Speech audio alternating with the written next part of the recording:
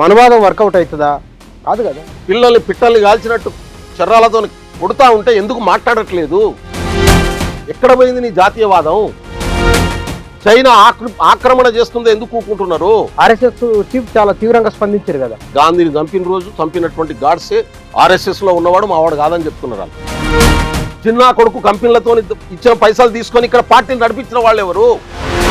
మహమ్మద్ అలీ నా కొడుకు ఇచ్చినటువంటి కంపెనీలతో పైసలు తీసుకోలేదు. ఆధారాలు ఉన్నాయి మీ దగ్గర? కులం ఉంటే ఇంట్లో ఉండాలా, గడప దాడితే హిందువులు ఉంటున్నారు. మనమంతా హిందువులం అయినప్పుడు ఈ మళ్ళీ బ్రాహ్మణ క్షత్రియ వైశ్య చూడలేదు భయ్, తీసేస్తావా చెప్పు. అంటే రాహుల్ గాంధీ మాట్లాడిన మాటల వెనుక అంటే ఒక భావజాలాన్ని కౌంటర్ చేయడానికి ఇంకో భావజాలం. మీరు టార్చ్ లైట్ గా ఇవాళ ఈ దేశాన్ని కాపాడుకునే ప్రయత్నం చేస్తున్నారనే మాట రాహుల్ గాంధీ. మొత్తాన్ని మీరు గంపగుత్తగా నింద చేయడం సరైందేనా? ఓన్లీ బ్రాహ్మణులు మాత్రమే ఆర్ఎస్ఎస్.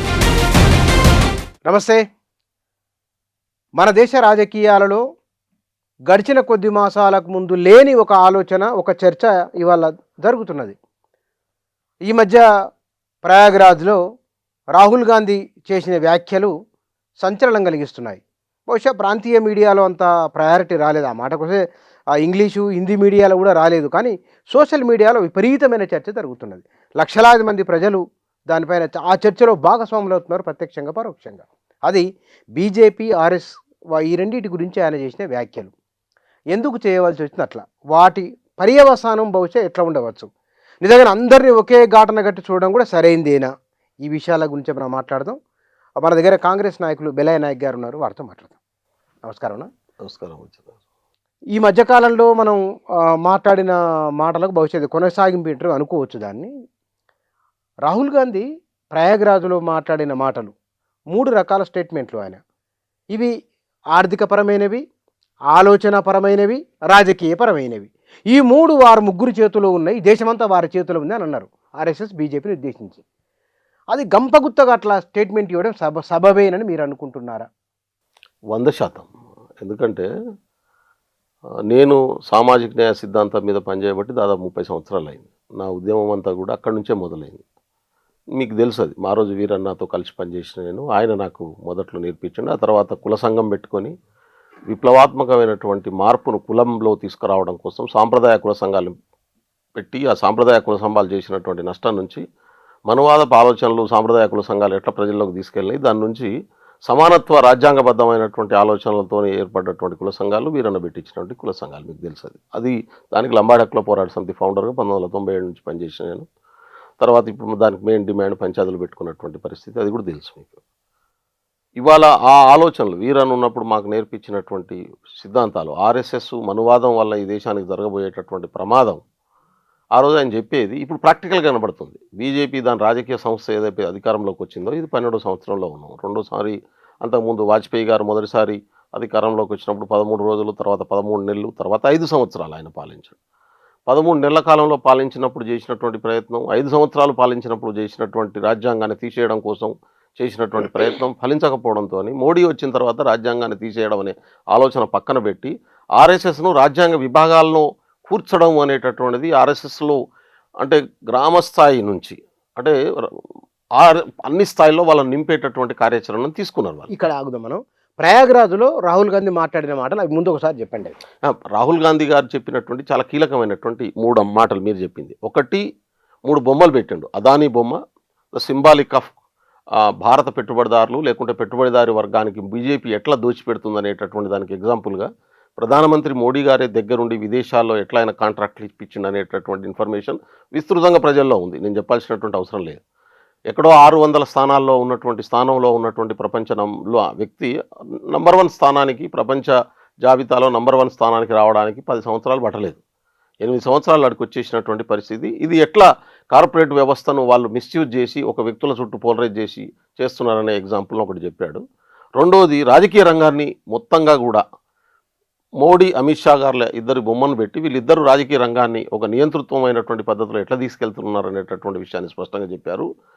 ఈ విషయాలు అర్థం కానియకుండా సాంస్కృతిక రంగంలో ప్రజల్ని డైవర్ట్ చేయడం కోసం ఆర్ఎస్ఎస్ ఎట్లా పనిచేస్తుంది, ఈ విభాగాలని ఒకదానికొకటి సమన్వయం ఎట్లా పనిచేస్తున్నాయనే విషయాన్ని రాహుల్ గాంధీ గారు చెప్పారు. ఎందుకంటే ఇప్పుడు మనకు విద్యారంగం ఉన్నది, విద్యారంగానికి సంబంధించినటువంటి క్షాత్రోంక గుంజ్ ప్రోగ్రాం అది. ఎప్పుడైతే జంజీ ఉద్యమం మొదలై ఢిల్లీ కేంద్రంగా విద్యార్థులు కాక్రోచ్ జనతా పార్టీ ఆవిర్భవించి దాని నుంచి విద్యార్థులంతా ఒక ఉద్యమాన్ని మొదలుపెట్టి ఒక ప్రజాస్వామ్య వాతావరణాన్ని క్రియేట్ చేసి పని, అదేవిధంగా విద్యారంగంలో జరిగినటువంటి అవకతవకల మీద ఉద్యమాన్ని మొదలుపెట్టిన తర్వాత దేశవ్యాప్తంగా ఒక పెద్ద మార్పు జరుగుతుంది. నిజంగా మనలాంటి వాళ్ళని కూడా వాళ్ళను విద్యార్థులు ఈరోజు పిల్లగాళ్ళు అసలు ఎట్లే పోతుంది, ఈ సమాజం ఎటుపాడైపోతుంది, ఇంత దుర్మార్గాలు జరుగుతున్నా, ఉద్యోగాలు లేకున్నా, నియంతృత్వం వస్తున్నా, ప్రజాస్వామ్యం లేకున్నా పట్టించుకోవట్లేదనే బాధలో ఉన్నాం నిజంగానైతే మనం. కానీ ఒక రకంగా జంజీ ఉద్యమం వచ్చిన తర్వాత మన పిల్లలు మనకంటే అడ్వాన్స్ ఉన్నారు, మన పిల్లలు మనకంటే బాగా ఆలోచిస్తున్నారు, మన పిల్లలు సందర్భం వచ్చిన తర్వాత ఈ దేశంలో రాజ్యాంగాన్ని కాపాడుకోవడంలో ముందుండరు అనేటటువంటి విశ్వాసం అయితే వచ్చింది. నాకు ఇద్దరు బిడ్డలు, నాకంటే ఎక్కువ వాళ్ళు మాట్లాడుతున్నారు. ఇప్పుడు నాకు రాజకీయాలు మాట్లాడుతున్నారు. అది నాకు చాలా ఆనందంగా అనిపించింది. వాళ్ళు ఢిల్లీకి పోతాం అనేటటువంటి పద్ధతిలో వాళ్ళకి వాళ్ళు ప్లాన్ చేసుకుంటున్న పద్ధతి ఉన్నది. అంటే ఇక్కడ నా మిత్రుడు ఉన్నాడు ఒక, నాతో పాటు LHPSలో మొదటి నుంచి పనిచేసినటువంటి మిత్రుడు, గవర్నమెంట్ ఎంప్లాయీ. వాళ్ళ అబ్బాయి ఇప్పుడు జంజీ ఉద్యమంలో ఇక్కడ 24/7 పనిచేస్తున్నటువంటి పరిస్థితి ఉంది. ఇట్లా ఈ పిల్లలు, ఈ 18 సంవత్సరాలు, 20 సంవత్సరాలు, 21 సంవత్సరాల పిల్లలు మొత్తం ఈ టీవీలు, మీడియా, ఈ గ్లోబల్లో తీసుకొస్తున్నటువంటి మార్పుల ప్రభావంలో కొట్టుకుపోయి మొత్తం ఈ దేశానికి ఎంత నష్టం జరుగుతుందా, కాపాడుకోరేమో అనే భయం ఉండేది. ఆ భయం తెలియదు నాకు. అదే విషయం చాలా స్పష్టంగా కనపడుతుంది. అదే చెప్పిండు, మీ తల్లిదండ్రులు చేయలేనటువంటి సాహసం వీళ్ళు చేసినారు, మీరు టార్చ్ లైట్గా ఇవాళ ఈ దేశాన్ని కాపాడుకునే ప్రయత్నం చేస్తున్నారు అనే మాట రాహుల్ గాంధీ గారు చెప్పారు. మనం భయపడ్డాం, మన పిల్లల బతికేంది, మన బతికేంది, మన ఇండ్లే సర్వీస్ ఏంది. ఇప్పుడు ఎంతోమందికి ఉన్నా కానీ డెమోక్రాట్స్గా కూడా వచ్చి బాధట్లాడలేని పరిస్థితి. మరి ఎగ్జాంపుల్ నేను చెప్తా, మన దగ్గరనే ఉంది యూనివర్సిటీ ఆఫ్ హైదరాబాద్. 69 ఉద్యమం తర్వాత తెలంగాణ సపరేట్ స్టేట్ కోసం స్టార్ట్ అయిన ఉద్యమాన్ని చల్లార్చడం కోసం జరిగినటువంటి 8 సూత్రాల పథకంలో భాగంగా వచ్చినటువంటి యూనివర్సిటీ ఆఫ్ హైదరాబాద్. ఆ యూనివర్సిటీ ఏర్పాటు చేసి దాని వైస్ ఛాన్సలర్ చేస్తున్నటువంటి పని చూడండి. అంతకుముందు పిల్లగాడు ఆత్మహత్య చేసుకొని చచ్చిపోయేటటువంటి పరిస్థితిని ఎందుకు క్రియేట్ చేయబడ్డాయి? మొత్తం సిలబస్ను మార్చడం, విద్యా వ్యవస్థను మార్చడం, మొత్తం అక్కడ ప్రజాస్వామ్య వాతావరణం లేకుండా చేయడం. ఒక్క ప్రొఫెసర్ బయటకు వచ్చి మాట్లాడలేని పరిస్థితి వచ్చేసింది. మన దగ్గర ఉన్నది CFEL, ఇంకో యూనివర్సిటీ. అక్కడ ఉన్నటువంటి ప్రొఫెసర్లను చాలామంది ప్రజాస్వామ్యాన్ని, రాజ్యాంగాన్ని గౌరవించి రాజ్యాంగం ప్రకారం పనిచేయాలనేటటువంటి ప్రొఫెసర్లు ఉన్నారు. ఒక్కళ్ళు వచ్చి బయటకు మాట్లాడమని చెప్పండి, మాట్లాడే పరిస్థితి ఉందా? ఇవాళ ప్రజాస్వామ్యయుతంగా ఒక ఆర్టికల్ రాసే పరిస్థితి ఉందా? భయపడుతున్నారు ఎవరికి వాళ్ళకే. ఇవాళ ఇంకోటి కూడా చెప్తున్నా, ఏకలవ్య మోడల్ స్కూల్స్ ఇంతకుముందు కూడా చెప్పిన, మన దగ్గర 1100 మంది రిక్రూట్మెంట్ జరిగింది. ఎంతమంది తెలంగాణ వాళ్ళకి, ఆంధ్రప్రదేశ్ వాళ్ళకి ఇచ్చారు? చివరికి తెలుగు బోధించేటటువంటి సబ్జెక్ట్లో కూడా నీకు హర్యానా వాళ్ళకు, ఢిల్లీ వాళ్ళకి ఇచ్చినటువంటి పరిస్థితి. తెలుగు అదే కదా ఆశ్చర్యకరంగా, తెలుగు బోధించేటటువంటి సబ్జెక్ట్ను కూడా అక్కడి నుంచి తీసుకొచ్చినట్టు పెడుతున్నటువంటి పరిస్థితి. అంటే ఒక నియంతృత్వమైనటువంటి పద్ధతి. ఈ ఇష్యూ నా దగ్గరికే వచ్చింది. నల్గొండకు సంబంధించిన సూర్యాపేట పిల్లలు నా దృష్టికి తీసుకెళ్తే దాన్ని తీసుకొని నేను ఢిల్లీకి పోయినా. కేంద్రంలో ఉన్నటువంటి ఏకలవ్య మోడల్ స్కూల్ను నడిపిస్తున్నటువంటి విద్యాశాఖను సెక్రటరీని కలవడం, అడిషనల్ సెక్రటరీని, కనీసం జాయింట్ సెక్రటరీని నన్ను కలుద్దామని రిప్రజెంట్ చేస్తే ఆఫీస్కి రాని అనేటువంటి పరిస్థితి. మొత్తం ఆర్మీని పెట్టేసిండ్రు. వితౌట్ అపాయింట్మెంట్ యొక్క ఆఫీసర్ను కూడా ఇవాళ సామాన్యుడు కలిసే పరిస్థితి లేదు ఢిల్లీలో. ఆఫీసును నిర్బంధించడం, సామాన్యుని కనెక్టివిటీ లేకుండా పోవడం, సమస్యలు చెప్పుకునేటటువంటి పరిస్థితి లేకుండా చేసేయడం. అదేవిధంగా ఇవాళ నీకు మొత్తం RSSకు సంబంధించిన ట్రైన్ అయినటువంటి వాళ్ళని తీసుకొచ్చి కాలేజీల్లో ఇవాళ నింపేసినటువంటి పరిస్థితి. ఇక్కడ హైదరాబాద్, ఓన్లీ తెలంగాణ, ఆంధ్రప్రదేశ్లోనే 2000 ఉద్యోగాలు కంప్లీట్గా ఇవాళ నార్త్ ఇండియాకు సంబంధించినటువంటి వాళ్ళను, అందులో RSS ట్రైన్ అయినటువంటి వాళ్ళను ఆ సంఘీలను తీసుకొచ్చి నింపిస్తున్నటువంటి పరిస్థితి. నేను ఇంతకుముందు మీరు చెప్పిన ఇంటర్వ్యూలోనే మీకు చెప్పిన, నేను ఫస్ట్ టైం హైదరాబాద్లో ఇక్కడ తెలుగు జర్నలిస్టులకు సంబంధించినటువంటి జర్నలిస్టులు మొదటిసారి మనువాదులు ఒక ప్రెస్ క్లబ్లో ప్రెస్ మీట్ పెట్టారు నాగేశ్వరరావు గారి ఇష్యూ సందర్భంగా. ఇవాళ మాట్లాడుతున్నారు తెలుగు మీడియాలో, సోషల్ మీడియా వేదికగా తెలుగు మీడియాలో పనిచేస్తున్నటువంటి వాళ్ళు, RSS పునాది కలిగినటువంటి వాళ్ళు ఇక్కడ ప్రజాస్వామ్య వాతావరణాన్ని విధ్వంసం చేయడం కోసం రోజు మాట్లాడుతున్నారు. పేర్లతో సహా చెప్పగలుగుతా నేను. వాళ్ళంతా మనువాదులు అనేటటువంటి విషయం, వాళ్ళంతా అగ్రకులాల పునాది నుంచి వచ్చిండ్రు అనేటటువంటి విషయం అది చెప్పరు. మనమంతా హిందువులు అనే పేరు మీద మాట్లాడతారు వాళ్ళు. దాదాపు 10 నుంచి 20 వేల ఫేక్ అకౌంట్లు ఈ దేశంలో.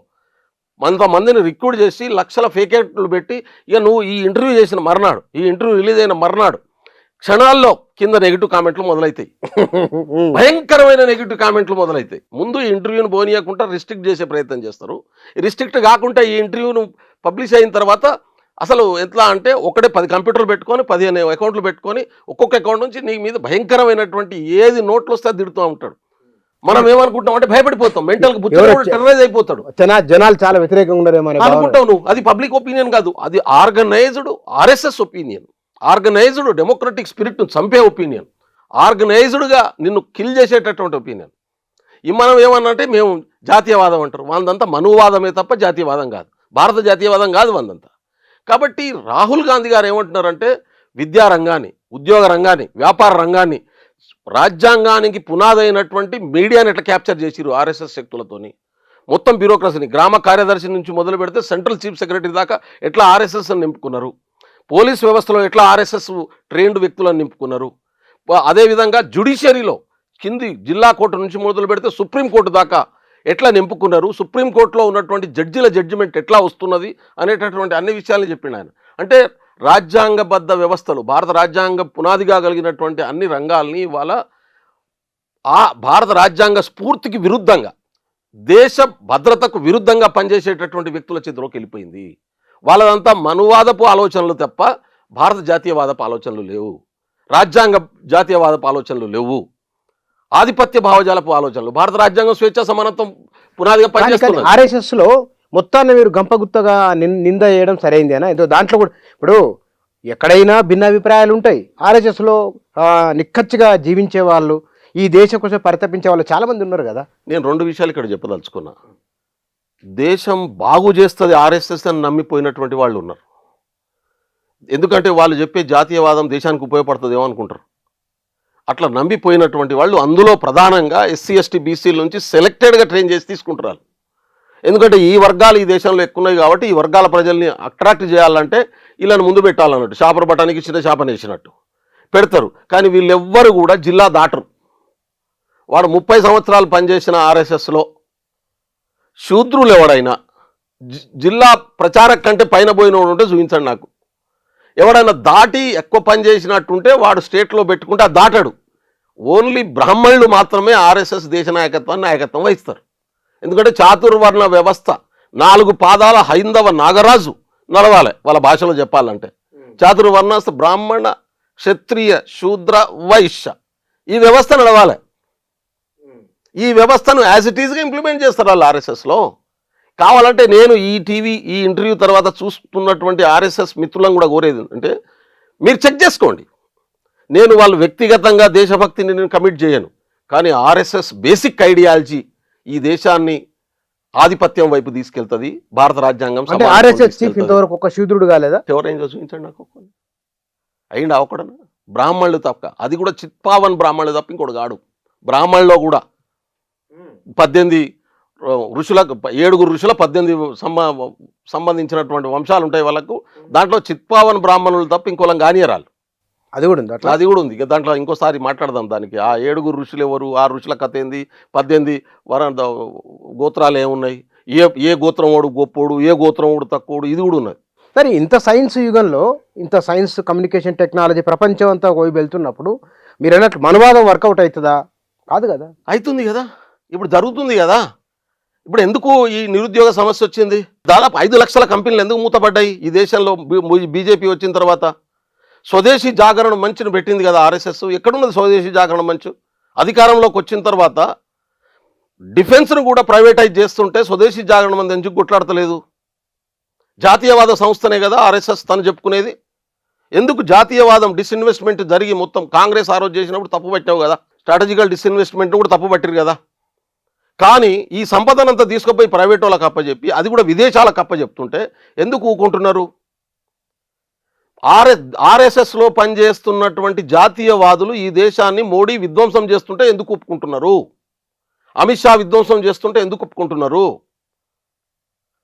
పిట్టల్ని కాల్చినట్టు చర్రాలతో కొడుతూ ఉంటే ఎందుకు మాట్లాడట్లేదు? ఎక్కడ పోయింది నీ జాతీయవాదం? చైనా ఆక్రమణ చేస్తుందో ఎందుకు ఊకుంటున్నారు?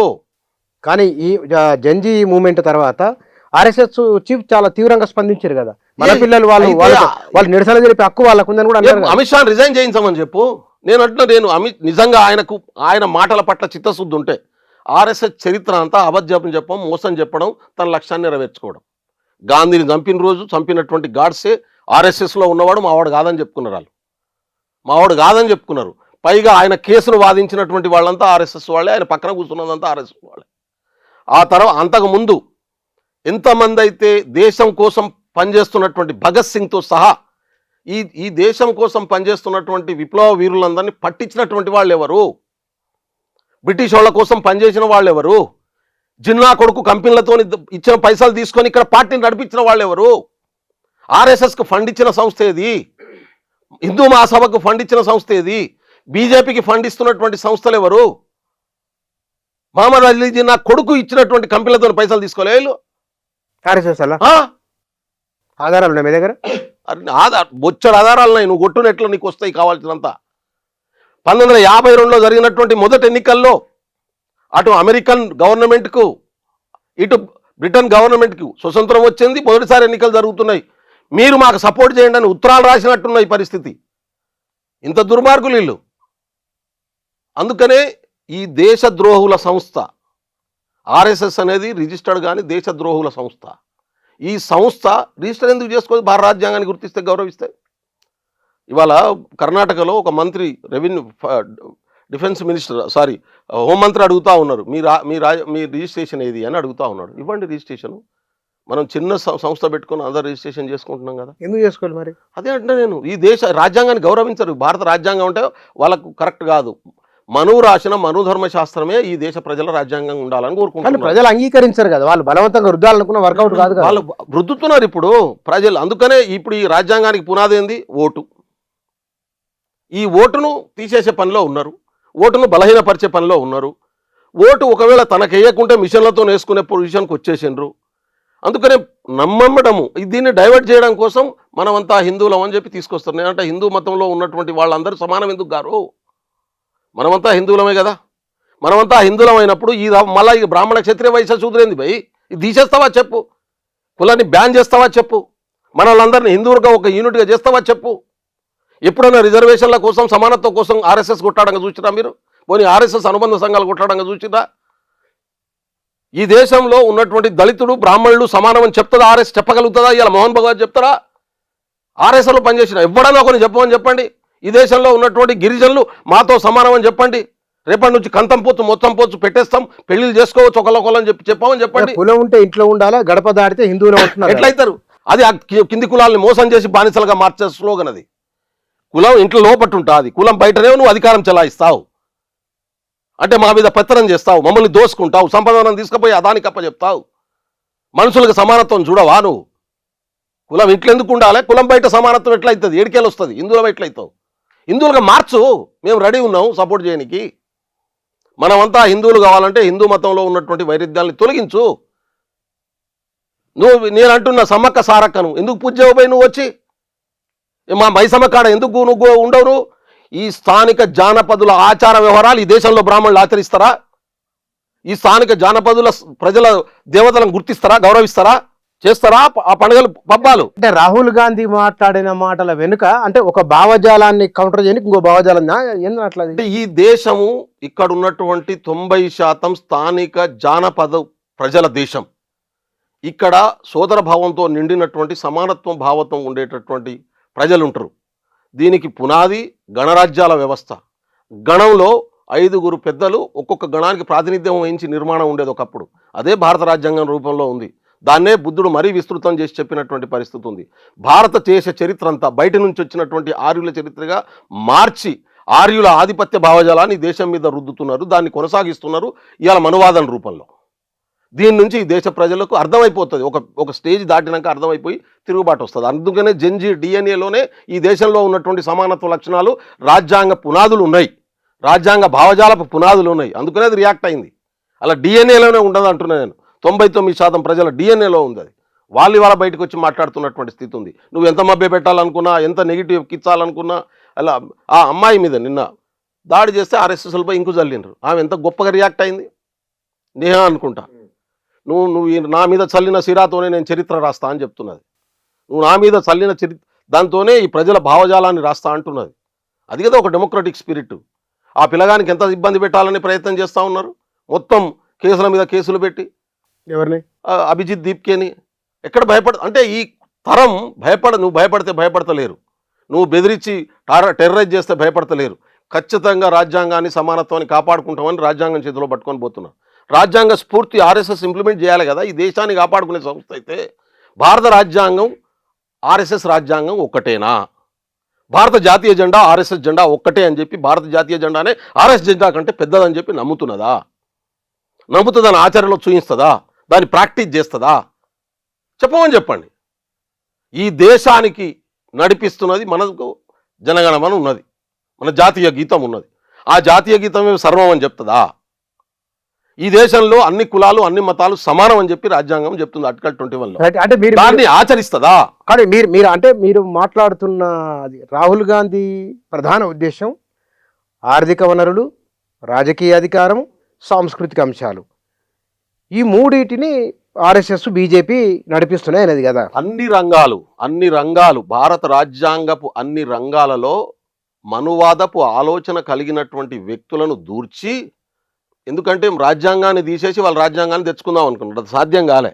అప్పుడు ఏం చేస్తున్నారు, ఉన్న రాజ్యాంగంలోనే వాళ్ళ వ్యక్తులను ప్రవేశపెట్టి, ఫర్ ఎగ్జాంపుల్ చెప్తా బుచ్చన గారు, ఒక ఎస్ఐ ఉంటాడు పోలీస్ స్టేషన్లో, రాజ్యాంగం ప్రకారం పనిచేసేటటువంటి ఎస్ఐ ఉంటే మనిషి ఏ కులమైనా, మహిళ అయినా పురుషుడైనా, ఏ జాతి అయినా, ఏ మతమైనా రాజ్యాంగం ప్రకారం సమానంగా న్యాయం జరిగిన వాడికి న్యాయం జరగాలని చెప్పి కేసు ఫైల్ చేసి దాన్ని కోర్టుకు పంపిస్తాడు. అదే ఆర్ఎస్ఎస్ భావజాలపు వ్యక్తి ఆడ కూర్చుంటే ఆయన ఏం చేస్తాడంటే, ఈయన కొట్టినటువంటి వాడు దళితుడై ఉండి దెబ్బలు తిన్నటువంటి వాళ్ళు అగ్రకులం ఉంటే మనువాదపు సిద్ధాంతం ప్రకారం, లేకుంటే మనుధర్మశాస్త్ర సిద్ధాంతం ప్రకారం అగ్రకులపోడి మీద దాడి చేయడం అనేది చాలా పెద్ద నేరం. అప్పుడు ఎవరి మీద కేసు చేస్తాడు, ఉల్టా వీని మీద చేస్తాడు మనతో అప్లికేషన్ తీసుకొని. అందుకనే మొన్న ఈ మధ్యన మీరు చూసిన మందకృష్ణ మాదిగ అన్న మేమంతా కలిసి 1989 ఎస్సీ ఎస్టీ అట్రాసిటీ యాక్ట్ను కోర్టు కొట్టేస్తే పెద్ద ఉద్యమం చేసిన వీడికెళ్ళి తర్వాత మళ్ళీ సేమ్ యాక్ట్ని రిస్టోర్ చేసుకోగలిగినాం. కొట్టేసినటువంటి వ్యక్తి సుప్రీంకోర్టులో ఉన్నటువంటి వ్యక్తి. దేవని కొట్టేసిండు, ఎస్సీ ఎస్టీలకు అన్యాయం జరిగితే ఇదే మన ఆంధ్రప్రదేశ్, ఉమ్మడి ఆంధ్రప్రదేశ్ నుంచి దళిత మహాసభ ఆ రోజు ఉద్యమం తీసుకొని 25,000 మందిని ఢిల్లీకి తీసుకుపోయి నెల రోజులు కొట్టాడితే చట్టం వచ్చింది. రాజీవ్ గాంధీ గారు ఆ రోజు ప్రధానమంత్రిగా ఉన్నాడు, ఆ కాలంలో చట్టాన్ని తీసుకొచ్చుకున్నటువంటి పరిస్థితి. ఆ చట్టాన్ని నిర్వీర్యం చేస్తూ కోర్టు ద్వారా కొట్టేసినటువంటి వ్యక్తి ఆర్ఎస్ఎస్ ఐడియాలజీతో పునాదిలో ఉన్నటువంటి వ్యక్తి. తర్వాత మళ్ళీ రిస్టోర్ చేయడం కోసం దేశవ్యాప్తంగా తిరుగుబాటు వస్తే మళ్ళీ రిస్టోర్గా వచ్చినటువంటి పరిస్థితి. అందుకనే ఇవాళ రిజర్వేషన్లు వద్దనేటోడు ఎవడో ఒకసారి చూపించు నాకు. అగ్రకుల భావజాలపు ఉన్నటువంటి వ్యక్తులు రిజర్వేషన్లు వద్దంటారు. వాళ్ళకు కూడా వచ్చింది, అది కూడా వద్దు వాళ్ళకు. నీకు బార్బరికుని కథ చదువు ఒకసారి. బార్బరికుని జంపరికి మారీచుడు చేసినటువంటి ఎత్తుగడేందో ఒకసారి చూడు. అంటే ఈ దేశపు మనువాదుల ఎత్తుగళ్ళు ఎట్లుంటాయో ఒకసారి అర్థమవుతుంది చదువుతా నీకు. అందుకనే చరిత్ర నుంచే వాస్తవాలను బయటికి తీసుకురావాలి మనం. కానీ మిథాలజీని చరిత్రగా మార్చి ఇక్కడ నమ్మేటటువంటి పరిస్థితిని క్రియేట్ చేస్తున్నారు వాళ్ళు, లేని దాన్ని ఊహించుకునేటట్టు చేయడం అనేది. అందుకని నేను చెప్పదలుచుకున్నది ఏంటంటే, ఈ దేశంలో వాస్తవాల పునాది మీద, రాజ్యాంగ పునాది మీద అన్ని వర్గాలకు సమాన అవకాశాలు దక్కేటటువంటి, ప్రజల మధ్యన వైరుధ్యాలు లేకుండా సుఖంగా సంతోషంగా జీవించే పరిస్థితులను ఉత్పన్నం చేయాలి. అది రాజ్యాంగ లక్ష్యం. ఆ లక్ష్యాన్ని వదిలిపెట్టి కొన్ని వర్గాలను అణచేయడం, నిరుద్యోగ సమస్యను పెంచడం, సంపదనంతా తీసుకుపోయి పెట్టుబడిదారులకు అప్పచెప్పడం, అది కూడా ఒక్క వర్గపు పెట్టుబడిదారులకే అప్పచెప్పడం, ఆ సంపదను మొత్తం ప్రజలు కడుతున్నటువంటి ఇలా 45 లక్షల ట్యాక్స్ రూపంలో వస్తున్నటువంటి కేంద్ర ప్రభుత్వ రెవెన్యూను కొన్ని వర్గాలకే ఖర్చు పెట్టడం, కొన్ని వర్గాలనే ముందుకు నెట్టడం అనేటటువంటి మనువాదాన్ని ఇంప్లిమెంట్ చేయడమే ఆచరణలో. అదే చెప్తున్నాను నేను, ఆచరణలో రాజ్యాంగ పునాదుల్లో కూర్చొని అక్కడ రాజ్యాంగ విలువల్ని ఇంప్లిమెంట్ చేయకుండా మనువాద విలువల్ని ఇంప్లిమెంట్ చేసేటటువంటి బ్యూరోక్రసీ వచ్చేసింది, జ్యుడిషియరీ వచ్చేసింది, అదేవిధంగా రాజకీయ వ్యవస్థ వచ్చేసింది. దాన్నే ప్రశ్నిస్తున్నాడు ఇవాళ రాహుల్ గాంధీ. ఎట్లా ఆర్ఎస్ఎస్ ఆలోచన దృక్పథం ఉన్నటువంటి వాళ్ళు, ఇప్పుడు యూనివర్సిటీలో మనం చదువుకున్నాం, యూనివర్సిటీలలో ఎటువంటి వాతావరణం, 100 పూలు వికసించని 1000 ఆలోచనలు సంఘర్షించని అనేటటువంటి స్లోగన్ ఉండేది. ఇలా ఆలోచనలు సంఘర్షించే పరిస్థితి ఉందా? ప్రైవేటు వాళ్ళు గుండాలను పెట్టుకుంటున్నారు. నీకు డెమోక్రట్ని, సోషలిస్టులు, అంబేద్కరిస్టులు, రాజ్యాంగవాదులు, కాంగ్రెస్ సమానత్వాన్ని మాట్లాడేటోడు ఎవడన్నా కానీ ఆడు ఉండడానికి వీల్లేదు, వాళ్ళ మీద దాడి జరగాలి. ఆధిపత్యాన్ని కోరుకునేటటువంటి వాడు మాత్రమే అక్కడ ఉండాలి, ఆధిపత్యం దోచుకునేటటువంటి వాడు మాత్రమే అక్కడ ఉండాలి అని ప్రైవేట్ ఆర్మీని పెట్టుకొని యూనివర్సిటీలో ప్రైవేట్ ఆర్మీలను పెట్టినటువంటి పరిస్థితి. నిన్న అదే కదా ప్రయాగ్రాజ్లో జరిగినటువంటి జరిగింది. ఆయన అలహాబాద్ యూనివర్సిటీ నుంచి ఒక పిల్లగాడు విద్యార్థి సంఘం నాయకుడు వచ్చి ప్రైవేట్ గుండాలను పెట్టి యూనివర్సిటీ వైస్ ఛాన్సలర్, ఇప్పుడు ఆ వైస్ ఛాన్సలర్ పనిచేస్తున్నటువంటి ఆమె భర్త రేపు సుప్రీంకోర్టు సీజే కాబోతున్నాడు. ఆయనను తీసుకొచ్చి ఎలిజిబిలిటీ లేకున్నా సుప్రీంకోర్టు జడ్జి, హైకోర్టు జడ్జి చేసి ఆడికెళ్ళి సుప్రీంకోర్టుకి తీసుకొచ్చిన పరిస్థితి అని మీడియా చెప్తున్న పరిస్థితి ఉంది, మేధావులు చెప్తున్న పరిస్థితి ఉంది. ఆయన భార్యకే ఇవాళ ఆడ వైస్ ఛాన్సలర్ ఇచ్చిర్రు, ఎలిజిబిలిటీ లేకున్నా 5 సంవత్సరాలకు ఆమెకు ఇంతకుముందు యూనివర్సిటీకి ఇచ్చారు, ఇప్పుడు సెకండ్ టైం తీసుకొచ్చారు. ఆమె ఏం చేస్తుంది, ప్రైవేట్ గుండాలను తెచ్చి పెట్టుకున్నది అంత మొత్తం యూనివర్సిటీ. ఆ ప్రైవేట్ గుండాలు ఏం చేస్తారు, ఈ సోషలిస్టు వీని దాడి చేయి, సమానత్వాన్ని కోరుకునేటోడు ఉండొద్దు, వీడు కమ్యూనిస్టు భావజాలం అంటే సమానత్వాన్ని కోరుకునే భావజాలం ఉంది అని వీని ఎలగొట్టు.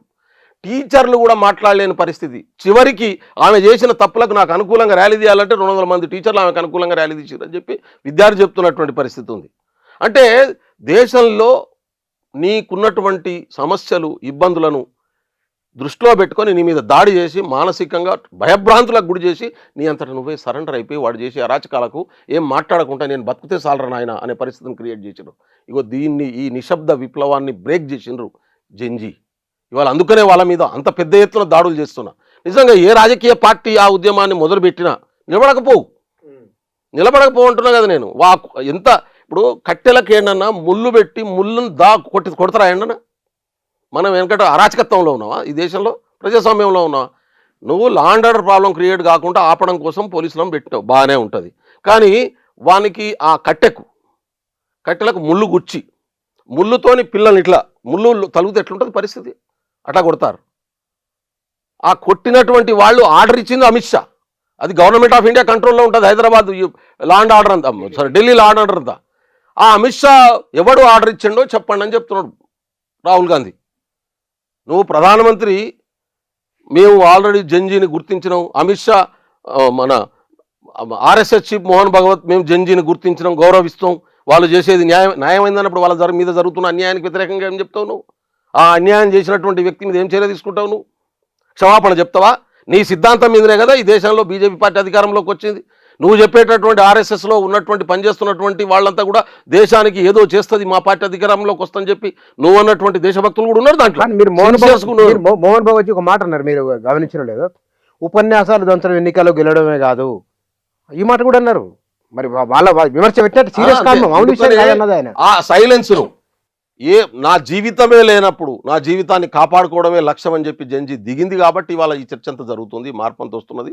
ఆ హోప్ ఒకటి క్రియేట్ అయినటువంటి అలహాబాద్ అసలు ఏదో వాళ్ళని మీటింగ్ పెట్టుకొని నిజమేనా అంత ఇబ్బంది? ఎంత దుర్మార్గం అంటే అలహాబాద్లో కాదు, ప్రయాగ్రాజ్లో మీటింగ్కి అప్లై చేసుకున్నాం. ముందు డినై చేసిండ్రు, తర్వాత కాంగ్రెస్ పార్టీ ఒత్తిడి చేసినాక పర్మిషన్ ఇచ్చిండ్రు శాత్రోంక గుంజ్ ప్రోగ్రాంకు. ఎంత దుర్మార్గం అంటే చివరికి ఆ గ్రౌండ్లో డ్రైనేజ్ నీళ్ళను వదిలేసిండ్రు. ఇది నేను అనట్లేదు, సోషల్ మీడియాలో ఇండిపెండెంట్ సోషల్ మీడియా జర్నలిస్టులు రికార్డ్ చేసి చూపిస్తున్నటువంటి వీడియోలు. ఇంత దుర్మార్గంగా ఉంటుందా ఎవరైనా మీటింగ్ పెట్టుకుంటే? ఆడ నిలబడలేని పరిస్థితి ఉంటే, అంత బురద ఉంటే కూడా లక్షల మంది విద్యార్థులు వచ్చి పార్టిసిపేట్ చేసినటువంటి పరిస్థితి. భయంకరంగా లోపటెంత ఆ గ్రౌండ్ నిండిపోయి లోపటెంత ఉన్నారో అంతకంటే 10 రెట్లు బయట ఉన్నారు, రోడ్ల మీద బ్లాక్ అయి ఉన్నటువంటి పరిస్థితి. విద్యార్థులు వాలంటరీగా వచ్చిండ్రు, ఎవరికి వాళ్ళు. ఒక రోజు ముందే కాంగ్రెస్ సాయంత్రం 7 గంటలకు మీటింగ్ ఉంటే అది కాంగ్రెస్ మీటింగ్ కాదు, విద్యార్థుల మీటింగే. కాంగ్రెస్ పార్టీ సభ కాదు, విద్యార్థుల సమస్యల మీద మాట్లాడడానికి పోయిండు లీడర్ ఆఫ్ అపోజిషన్.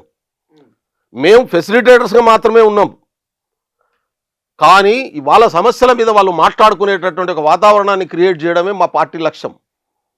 మా పార్టీ మీటింగ్ పెట్టలే, మా కార్యకర్తల మీటింగ్ పెట్టలే, మా కార్యకర్తలు రమ్మని కోరలే, ఎవరిని అసలు ఇన్వైట్ కూడా చేయలే. వాలంటరీగా ఇండిపెండెంట్గా అంతా నేషనల్ సోషల్ మీడియా చెప్తున్నటువంటి దాని ప్రకారం అయితే ఎప్పుడో అమితాబ్ బచ్చన్ మొదటిసారిగా పార్లమెంట్కి అక్కడ పోటీ చేసిండట. పోటీ చేసినప్పుడు అసలు మహిళలు విద్యార్థులు పెద్ద ఎత్తున వచ్చినట, దాన్ని బ్రేక్ చేసిండు రాహుల్ గాంధీ అంటున్నారు. సినిమా స్టార్ కదా, ఫస్ట్ టైం అప్పుడు పెద్ద స్టార్ అయినా ఆయన ఎంపీగా నిలబడ్డాడు. అప్పుడు పెట్టిరట, అక్కడ పెడితే అసలు అప్పుడు వచ్చిరట జనం అంతకంటే ఎక్కువ వచ్చిర్రు అంటున్నారు. అందులో ప్రధానంగా అమ్మాయిలు ఎక్కువ పార్టిసిపేట్ చేస్తా ఉన్నారు, యూత్ మొత్తం యూత్ అమ్మాయిలు. మోర్ దెన్ 50% పార్టిసిపేషన్ వాళ్ళదే ఉంది. వాళ్ళు కొట్టాడుతూ ఉన్నటువంటి పరిస్థితి ఉంది. అందుకనే ఇప్పటికైనా నిజంగా బీజేపీకి చిత్తశుద్ధి ఉంటే, భారత రాజ్యాంగం పట్ల గౌరవం ఉంటే, ఆర్ఎస్ఎస్కు చిత్తశుద్ధి ఉంటే, రాజ్యాంగం పట్ల గౌరవం ఉంటే దాన్ని ముందు పాటించండి. నోటితో చెప్పొద్దు, అబద్ధాలు చెప్పొద్దు, మోసాలు చేయొద్దు. ఎందుకంటే మీ డిఎన్ఏలోనే మోసం అనే ఎజెండా ఉంది, అబద్ధం అనే ఎజెండా ఉంది, ఎట్టనన్నా చేసి మభ్యపెట్టడం అనే ఎజెండా ఉంది.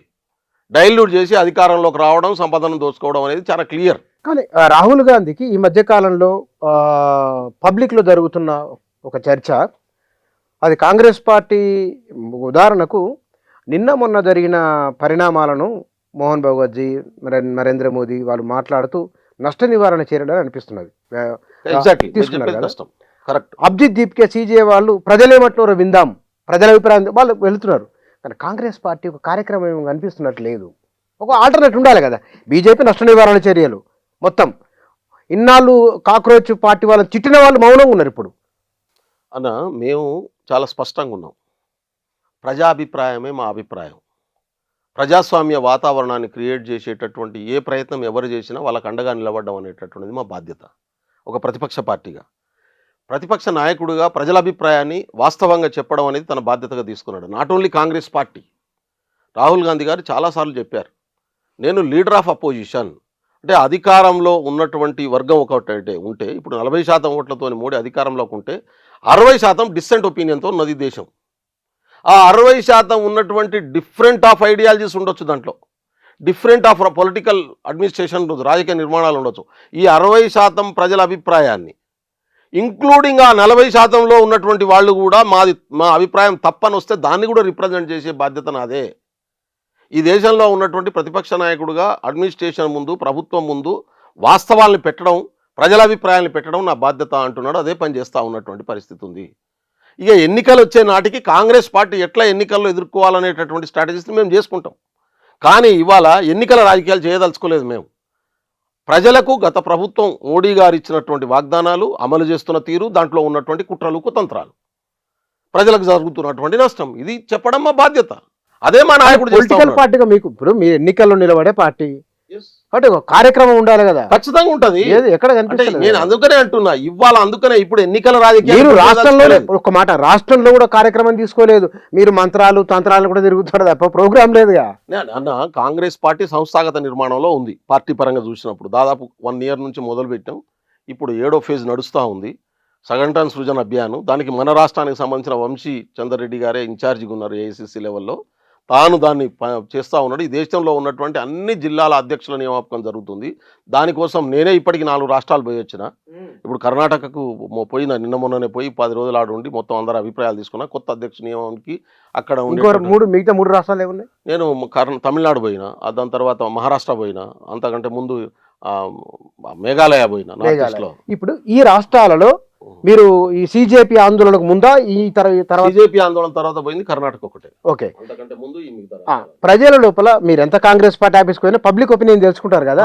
ఆ రాష్ట్రాల్లో ఎట్లా ఉంది పబ్లిక్ అంటే బీజేపీ పాలన పట్ల ఏ అభిప్రాయంతో? నార్త్ ఈస్ట్లో మేఘాలయకు పోయినా, తురా అనేటటువంటి సిటీకి పోయినా నేను. మనం పిఏ సంగ్మా గారు అక్కడ నుంచి పోటీ చేసి గతంలో గెలిచినటువంటి సిటీ. ఇది బార్డర్ ఆఫ్ బంగ్లాదేశ్ ఉంటుంది. యాక్చువల్గా జనరల్గా నార్త్ ఈస్ట్లో ఉండేటటువంటి ప్రజల్లో ఒక భావన ఉంటుంది, భారత ప్రజలు మమ్మల్ని ఓన్ చేసుకోవట్లేదు అనే భావన ఉంటుంది వాళ్ళకు. నేను ఆడికి తురాకు పోయిన తర్వాత నాకు అర్థమైంది 50% ఆఫ్ పీపుల్, ఎందుకంటే నేను కాంగ్రెస్ పార్టీ నాయకుల వరకే పరిమితమై కలవను. అందుకే అడుగుతున్నాను. నేను కాంగ్రెస్ పార్టీ నాయకులను కలుస్తా, పొద్దున సాయంత్రం నాకు టైం దొరికినప్పుడు నేను ప్రజల్లోకి వెళ్ళిపోతా. ఆటోలో వెళ్ళడం, చిన్న చిన్న హోటల్లో కూర్చొని మాట్లాడడం, జనాలను కలవడం, వాళ్ళతో ఇంటరాక్షన్ చేసుకోవడం, వాళ్ళ లోకల్ వాకింగ్ పోయినా ఇంకోటి పోయినా నేను కామన్ మ్యాన్తో కలవడం అనేది నాకు ఇష్టం అన్నట్టు. వాళ్ళు ఏదైనా ఫంక్షన్కు ఉన్నాయంటే నేను ఆ ఫంక్షన్ వాళ్ళతో వెళ్ళిపోయి నేను వెనక కూర్చొని జనాలతో మాట్లాడుకోవడం అనేది నాకు అలవాటు. నేను మేఘాలయలో చూసిన 50% ఆఫ్ పీపుల్ ఇప్పటికి కూడా మేము భారతీయులం అనుకోవట్లేదు. అంటే 70 సంవత్సరాల తర్వాత కూడా మనం భారతీయులుగా మలుచుకోవడంలో ఫెయిల్ అయినాం. స్పీకర్ చేసినాం కదా. అంటే రాజకీయాల పక్కన పెట్టు, నువ్వు గ్రౌండ్ రిపోర్ట్ అడిగినావు నన్ను. ఇది మన ఇష్టాల ప్రకారం లేదు. అక్కడ ట్రైబల్స్ మేజర్ స్టేట్, అది 6th షెడ్యూల్ ఏరియాలో ఉన్నటువంటి ప్రాంతం. అది నాకు పంపించింది కూడా దానికోసమే. అయితే మిస్కాన్సెప్షన్స్ను దూరం చేయడం అనేటటువంటి పని జరగాలి కదా. అది ఇంటలెక్చువల్ లెవెల్లో జరగాలి, సోషల్ ప్లాట్ఫామ్స్తో జరగాలి. నేను చాలా మందితో చర్చించిన తర్వాత కన్విన్స్ అయినరాలు. కన్విన్స్ కాలేదని కాదు, మనం ఎంతమందితో చర్చిస్తావు నువ్వు? ఆడ ఒక ఆర్గనైజ్డ్గా పని జరగాల్సినటువంటి అవసరం ఉందని చెప్తున్నాను నేను. రాజకీయాన్ని పక్కన పెట్టుకోసేపు అక్కడ ఉన్నటువంటి ప్రజల్ని మెంటల్గా విన్నోవర్ చేయాలి మనం. ఆ విన్నోవర్ చేయడంలో ఇప్పటికీ భారత ప్రభుత్వం మనం ఫెయిల్ అయినామంటున్నాను. దాన్ని విన్నోవర్ చేయాల్సిన అవసరం ఉందంట ఇప్పటికీ. నేను ఆ తర్వాత మళ్ళీ కాంగ్రెస్ పార్టీకి జరుగుతున్నటువంటి మా ట్రైనింగ్లలో వాళ్ళని ఇన్వాల్వ్ చేయడం, అక్కడ నుంచి పిలిపించడం, వాళ్ళని కూడా ఇక్కడి మొత్తం దేశవ్యాప్తంగా ఉన్నటువంటి ఐడియాలజికల్గా వాళ్ళని కనెక్ట్ చేయడం అనేటటువంటి పని పెట్టుకున్నాయి. ఇప్పుడు ఎంత చేయగలుగుతాం? ఇండివిజువల్గా ఒక లిమిటేషన్ ఉంటుంది. ఆ తర్వాత అక్కడే ఉన్నటువంటి ప్రజల్లో మేము గట్టిగా పనిచేయాలి అనేటటువంటి భావన ఉన్న వాళ్ళు కూడా ఉన్నారు. కానీ వాళ్ళకు ఉన్నటువంటి డిసిప్లిన్ చాలా మంచిది, చాలా డిసిప్లిన్గా ఉంటారు. పక్కనే ఉన్నటువంటి బంగ్లాదేశ్తో అనుకూలంగా ఉన్నారా? లేదు, బంగ్లాదేశ్ మా దేశం కాదనే భావంతో ఉన్నారు. మేము స్వతంత్రులం, వాళ్ళంతా ముస్లిమ్సా కాదు, పోనీ క్రిస్టియన్సా కాదు, ట్రైబల్స్. మాది మేఘాలయ మా స్వతంత్ర దేశం ఉండేది, స్వతంత్ర రాజ్యం ఉండేది, మమ్మల్ని కలుపుకున్న తర్వాత మాకు ఇచ్చిన హామీలు అమలు కాలేదనేటటువంటి కోరిక వాళ్ళకు ఉన్నది, భావన ఉన్నది. అది తీసుకోవాల్సినటువంటి అవసరం. మరి మహారాష్ట్ర మళ్ళీ తర్వాత మహారాష్ట్ర ఈ జంజీజర్ లాస్ట్ 2 months బ్యాక్ పోయినప్పుడు, స్టార్ట్ కాకముందే పోయినాయి. అది మహారాష్ట్రలో విపరీతమైనటువంటి వ్యతిరేకత ఉన్నది. మహారాష్ట్రలో రాజకీయ వ్యవస్థను కొలాబ్ చేసేసింది బీజేపీ. అన్ని రాజకీయాలు 3 రాజకీయ పార్టీలు ప్రధానమైనటువంటి రాజకీయ పార్టీలు అక్కడ, శివసేన, ఎన్సీపీ, అదేవిధంగా కాంగ్రెస్, బీజేపీ. ఈ మిగతా ఈ 2 రాజకీయ పార్టీలు 3 ముక్కలు చేశారు. ఏకనాథ్ షిందే మీద ఎట్టుంది అభిప్రాయం? అది నేను అంటున్నా కదన్న, మామూలు భయంకరమైన వ్యతిరేకత లేదు, కానీ అది ఎగ్జిబిట్ చేసేటటువంటి దమ్ము ధైర్యం లేదు చాలామందికి. ఇప్పుడు అది జంజీ రూపంలో బయటకు వచ్చినటువంటి పరిస్థితి ఉంది. ఇప్పుడు యువకులు ప్రపంచ చరిత్రలో చరిత్రను మార్చిన గొప్ప గొప్ప వాళ్ళంతా కూడా యూత్గా ఉన్నప్పుడు మార్చినటువంటి వాళ్ళే. ఆ ఆవేశంలో బయటకు వచ్చి ఆలోచనలతో పనిచేయగలిగినటువంటి సెక్షన్స్ ఈ ప్రపంచ చరిత్రను మార్చినటువంటి సందర్భం ఉంది. బిర్సా ముండాకు ఉరేసిన రోజు ఎంత ఏజ్ అయింది? 24 సంవత్సరాలు. భగత్ సింగ్ ఉరేసిన రోజు ఆయన వయసు ఎంత మనకు తెలుసు కదా ఇవన్నీ. అందుకని ప్రపంచ చరిత్రను మార్చినటువంటి యూత్ అదే స్పిరిట్తో ఇవాళ మళ్ళీ ముందుకు వస్తున్నటువంటి పరిస్థితి ఉన్నది. ఆడ వ్యతిరేకత ఉంది. నేను అడిగిపోయిన తమిళనాడు 6 నెలల క్రితం పోయిన. ఫస్ట్ తమిళనాడు పోయినప్పుడు నేను కూడా చెప్పిన, విజయ్ భయంకరమైన వ్యతిరేకత ఉంది డిఎంకే ఏఐడిఎంకే రెండింటి మీద. కాంగ్రెస్ పార్టీ మైనర్ రోలే. ప్యారలల్గా కాంగ్రెస్ పార్టీ ఇండిపెండెంట్గా ఎన్నికలకు పోయి పనిచేసి ఉంటే వాళ్ళు ఏం చేస్తాయి, డిఎంకే ఏఐడిఎంకే లోకల్ బాడీస్లో మనల్ని పోటీ చేయనియవు, లీడర్షిప్ లేకుండా చేస్తాయి. వాళ్ళు అధికారంలోకి వచ్చినాక నీకు అధికారంలో భాగస్వామ్యం అయ్యారు. కాంగ్రెస్ పార్టీ ఈసారి విజయ్ ఇప్పుడు మాకు అధికారంలో భాగస్వామ్యం ఇచ్చిండు. ప్రజలేమంటారు, మన ఓట్లతోని అలయన్స్తో గెలిచిన తర్వాత మనకు భాగస్వామ్యం కావాలి కదా అని కాంగ్రెస్ పార్టీ కార్యకర్తారు. జనం ఏమన్నారు, నేను తిరిగి చూసినాడా నామకల్ డిస్టిక్ పోయినా, ఈస్ట్ అండ్ వెస్ట్. వాళ్ళు ఏమన్నారంటే, మీరు ఎందుకు ఇండిపెండెంట్గా పోటీ చేయరు? కామరాజ్ నాడర్ పనిచేసినటువంటి ప్రాంతం ఇది. కామరాజ్ నాడర్ ఇనాగ్రేట్ చేసినటువంటి పార్టీ ఆఫీసర్లకు పోయి కూర్చొని మాట్లాడొచ్చిన కార్యకర్తలతోని అబౌవ్ 70 వచ్చిర్రు. నేను పోయినా, ఎవరు 65-70 ఉన్నటువంటి వాళ్ళంతా వచ్చి ఆ రోజు జరిగినప్పుడు చెప్పారు, ఇప్పటికైనా చెప్పండి లోకల్లో ఖచ్చితంగా పార్టీ ఇండిపెండెంట్గా పనిచేయాలి, మీరు అసెంబ్లీ పార్లమెంట్లో అలయన్స్ పెట్టుకోండి, స్థానిక సంస్థల్లో ఎవరితో అలయన్స్ పెట్టుకోవద్దు. ఇది కార్యకర్తల అభిప్రాయం. జనాలు ఏమంటారంటే, కాంగ్రెస్కి వస్తే మేము గౌరవించడానికి సిద్ధంగా ఉన్నాం, కాంగ్రెస్ పార్టీ అలయన్స్లలో పోకుంటుంటే బాగుంటుంది అనేది జనం అభిప్రాయం. ఇదే అభిప్రాయాన్ని చెప్పినాం. నేను అప్పుడే చెప్పిన, విజయ్ సింగిల్ లార్జెస్ట్ పార్టీగా ఎవాల్వ్ అయ్యేటటువంటి పరిస్థితి ఉంది, విజయ్ పార్టీ పట్ల జనం మొగ్గు చూపుతున్నారు అనే విషయాన్ని కూడా రిపోర్ట్ చేసిన. రైట్. అది ఇక్కడ భారతదేశ రాజకీయాలలో కొత్త రకమైన చర్చ అయితే వస్తున్నది, మునుపు లేదు, ఈ చర్చ లేదు. ఇది బహుశా బీజేపీ పైన ఎట్లా ఉండొచ్చు అనుకుంటారు? 2 నేను అనుకుంటున్నది, బీజేపీ మౌలిక సిద్ధాంతం, మూల సిద్ధాంతం ప్రజలకు అర్థమైంది. ఆర్ఎస్ఎస్ మూల సిద్ధాంతం ప్రజలకు అర్థమైంది.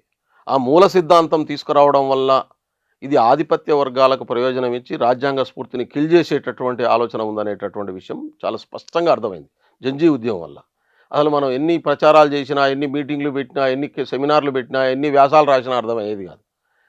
ఈ సంక్షోభం, ఇవాళ వచ్చినటువంటి సంక్షోభం బీజేపీ సిద్ధాంతం మూలంగా సంపదను పెట్టుబడిదారులకు అప్పజెప్పి, భూములను పెట్టుబడిదారులకు అప్పజెప్పి, పరిశ్రమలను పెట్టుబడిదారులకు అప్పజెప్పి, విమానాశ్రయాలు లేకుంటే మొత్తం పెట్టుబడిదారులకు 1-2 పెట్టుబడిదారులకు అప్పజెప్పడం అనేటటువంటిది పనిగా పెట్టుకున్నది.